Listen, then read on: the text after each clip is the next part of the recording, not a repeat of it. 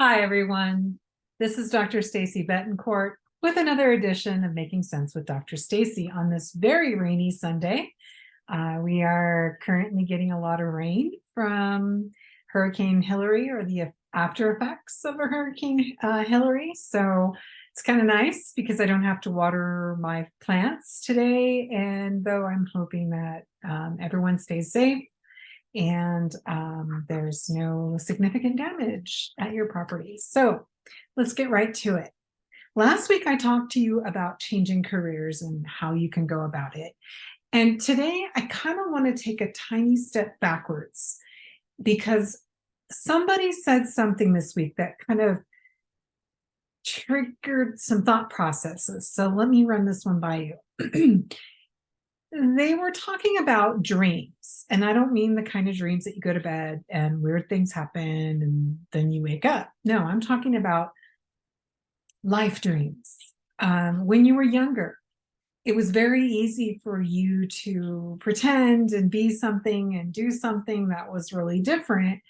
And in some of those cases, those were things that kind of grew into when I get bigger, I want to be.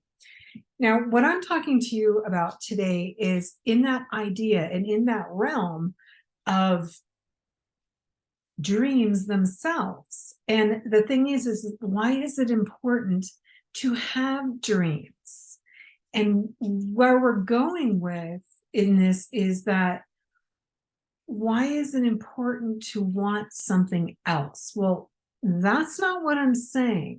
If you are happy and you are completely satisfied with your life, with your career, with the way things are going, then you know what? That's a beautiful thing. Keep doing what you're doing because clearly it's working. Now, if there are other things that you would like to do and you would like to try, and yet, like I talked about last week, how do you do them? Well, why is it important to have those dreams? Why is it important to want something more or want something different? The thing is that it gives you a focus. If there's something that you want that is feasible and worth going after, then why not?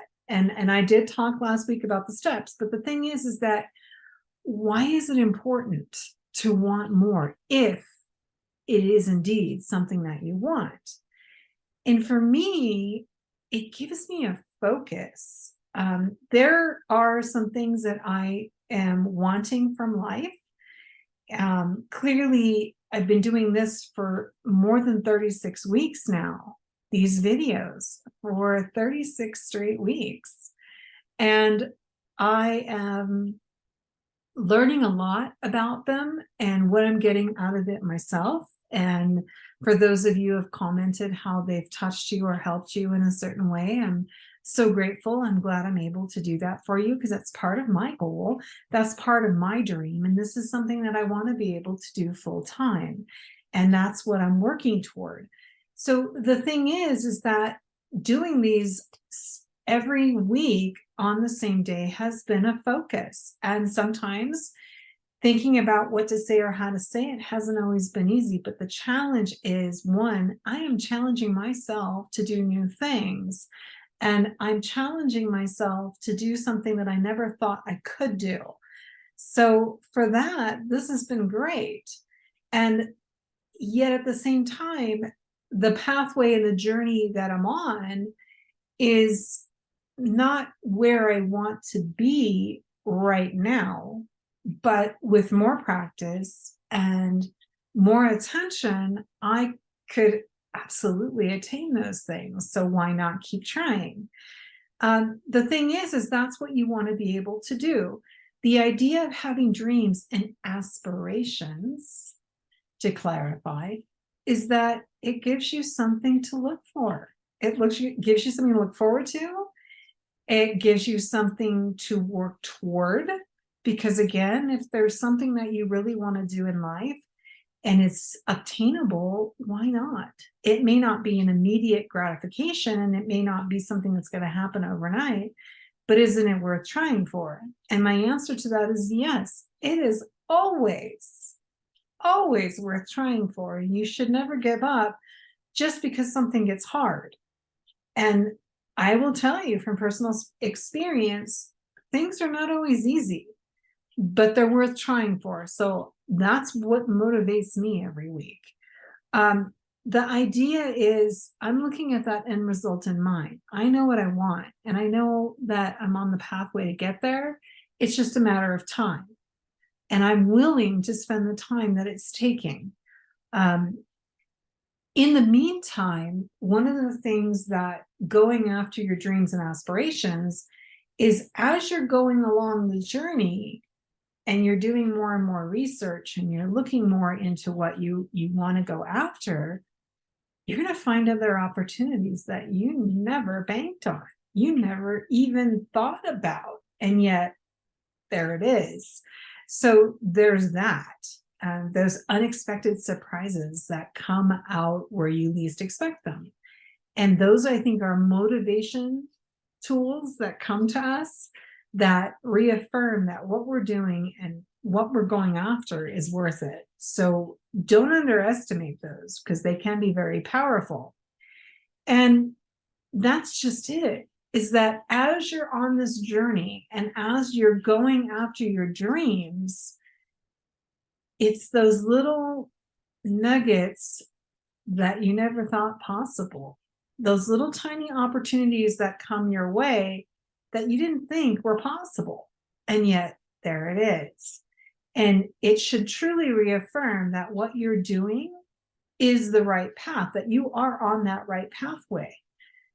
So what do you do if you're in a situation where you've been working really hard? Let's say, for example, at month 40, I have said all I can possibly say, I got nothing else. Well, then guess what? I tried something for 40 weeks, and for a while it worked, and then it didn't. And that's okay. And that's the point I want to get to you, is that you can go after something, and if this is your dream and your aspiration and you're going toward it, it should be something that you can see yourself doing long term. And I mean long term. The thing is that sometimes we don't know what we want until we try, until we start to go after it. And if you're starting to go after something and you're finding the joy and you're finding the passion and you're finding everything that you want in life is this one thing, and then you find out suddenly it's not what you thought it would be, and it isn't what you want it to be, what do? Is it a failure? No, it's not a failure. Don't ever think that. Sometimes we have to try things, and really try things with fidelity and commitment. And then if we find out it's not for us, then you know what? Nobody is keeping score. And I've talked about that before. We are our own worst critics. You know what? It's okay to change your mind. It really is. So if you are trying something and you're going after something and you're working really hard, here's the point. If that working really hard becomes a chore for you and you feel like you're losing the passion, then it's not for you. And that's okay. The point of the matter is you tried. And I'll tell you what, that old saying, it is better to have tried and failed than to not try at all. I don't recall who said that. If you guys can tell me in the comments, I'll look it up. But the point is, it's true. It is far better to try and find out something's not for you than to try and force and trying to make something work that isn't. And if you're in a situation right now where you are trying and you're trying to force and it isn't working, it's okay to stop. It really is. It is okay to stop. It is okay to reevaluate.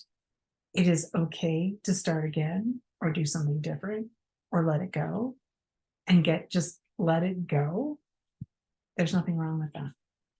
So in closing for this week, I want you to kind of get the idea that you get to choose. This is your journey.